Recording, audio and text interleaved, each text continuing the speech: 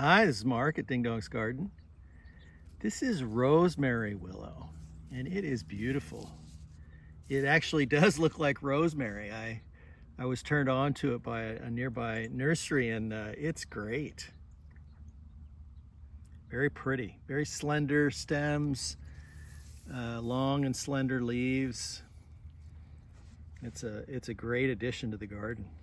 You know, as I sit here looking at it, I expect to smell rosemary, but of course there's no scent to it. The leaf structure here is really reminiscent of some of the Japanese willow, where the willow has these very long, thin leaves that are reminiscent of bamboo. Our stand here is young. This is 1 year growth from cuttings we got. Our willow bed is almost flooded with water because we use drip tape beneath the ground cloth here.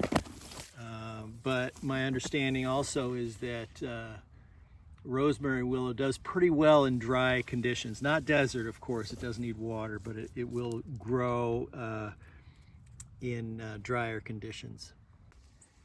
And while we haven't seen this in the fall yet, my understanding is that these leaves will turn a very pretty yellow. And you can see down here where we planted it last winter.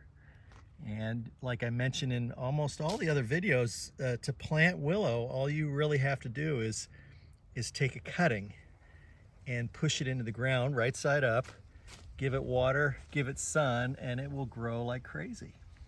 And on many willow, because they grow from cuttings very easily and they grow fast, some of them are good candidates for bonsai trees. So you can see here, this cutting is growing out, and with such delicate leaves and pretty plant, you could see developing this into a bonsai.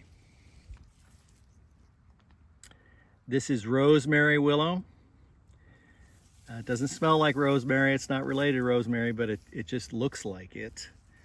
It's great for hedges. And if anything else, just a conversation piece, because it's a beautiful willow.